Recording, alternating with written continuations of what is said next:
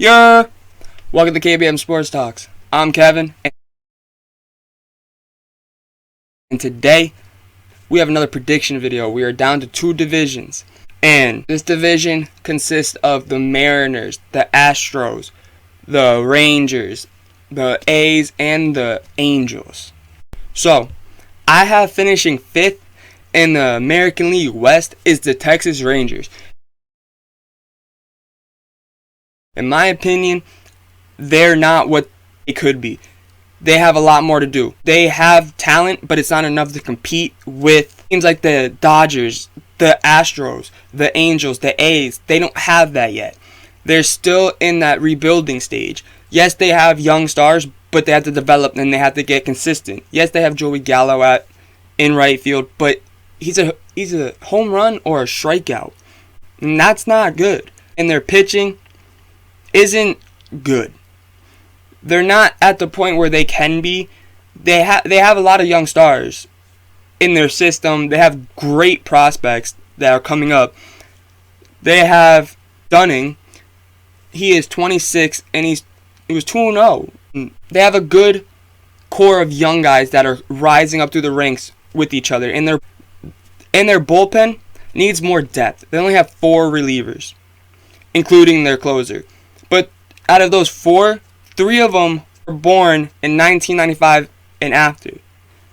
So they have a young bullpen that is getting experience, that is building together, and that are learning together. And they have Brett DeGrace in their bullpen. He is 23 years old. He is on the rise. He's going to be a player, a reliever in the future that's going to be good. He's 23 years old. It's a very young age. Give him experience this year, especially. You can get experience, and then you can add more depth. And then they have backup catcher Sam Huff. He's on the DL, or he's in the IL right now for 10 days, but he's 23 years old. You get experience with him, like as he comes back. And you have your center fielder is 22 years old. That is young. In his name, and it is Taveras. He is 22 years old, their center fielder. He has got a lot of time to build. They're just right now not good enough to compete with the higher teams. They're going to be there soon, but not yet. Give them another year or two. And then finishing 4th in the American League West, I had the Seattle Mariners. After parting ways with Felix Hernandez, they're arguably one of their best pitchers in franchise history. They have a very young rotation. Their oldest pitcher, by a lot, is James Paxton. He's 32 years old. He is older than all of them by at least 5 years. They have a very young pitching staff that is going to be on the rise, that has James Paxton to help them learn and grow and develop. And that is a huge thing. And their bullpen is just like their rotation. Very young. They have a good 2 veterans in it that are going to help grow and develop their pitching. And same with their batting. Their batting, they have Kyle Seager, Mitch Haniger. Those 2 alone are going to help that lineup so much, because their lineup, the oldest is 33, which is Seager, and then Haniger is 31. From there on, 27, 25, 24, 29, 26, 25, 26. That is amazing. And then the Mariners also have the Rookie of the Year of 2020, Kyle Lewis, who is on the IL right now for 10 days. But when he comes back, he's a great player. He's their future. And they have Taylor Tremwell, who is 24, is a center fielder. He is an amazing talent. He's going to be great. Evan White, first baseman for them. Another one. He's going to be something. They have a great future. Out of all the teams so far, I say the Mariners have the best young core. They do. They are going to go far in the future. Not next year, not this year. 2 years from now, they are going to be someone to talk about. Getting their guys' experience, getting all that. And then with Seager, who knows, maybe they trade Seager away and they get more prospects, or they get someone else. But they are going to be in the future. They're going to be a great team. Finishing 3rd is going to be a surprise for most people.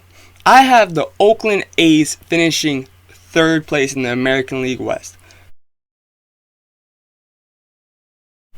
I have them finishing third because their pitching isn't good. They're not consistent, just like last year in 2020. They were a hot team. They went through so much ups and downs, it wasn't even funny. They were the most inconsistent team in MLB. They were more inconsistent than the Boston Red Sox. The Boston Red Sox are the most inconsistent team ever. And they beat them for inconsistency. And that says a lot. They lost Simeon last year. He's gone. But they still do have Lorenzo, Chapman, Olsen. They picked up Mitch Moreland.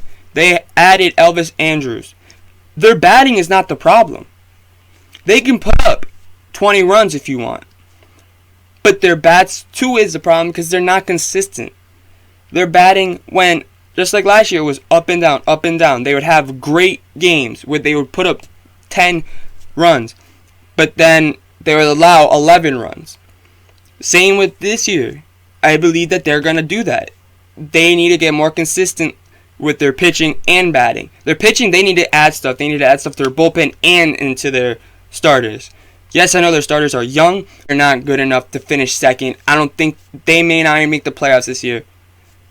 I just think that they need to get better pitching fast before it becomes too late. Finishing second in the American League West is the Houston Astros.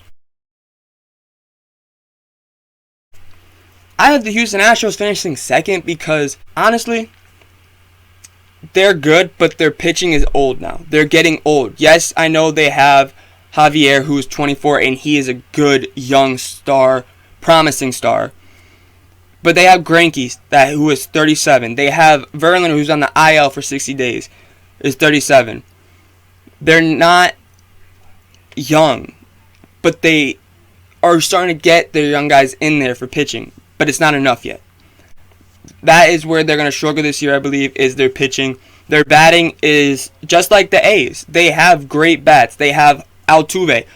But then their batting, Altuve's 31. Is he still going to have what he had?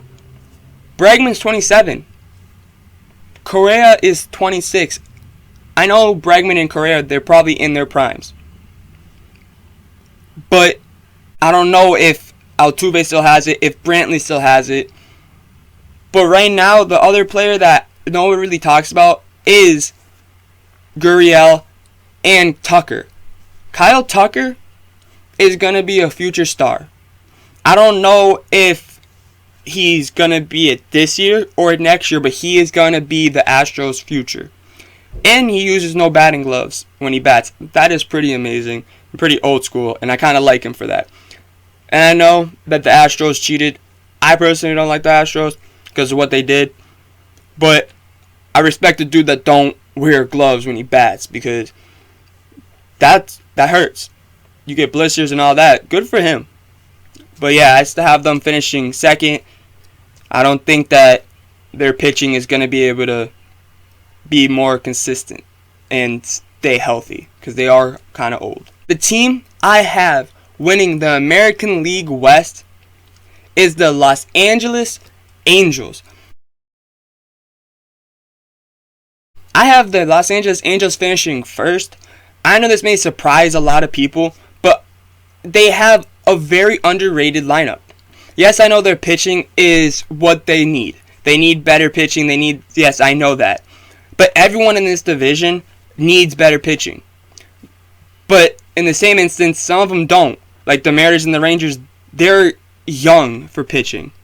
Rangers not as much as the Mariners. The Mariners are very young.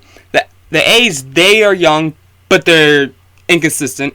The Astros, they're both. They just need better pitching.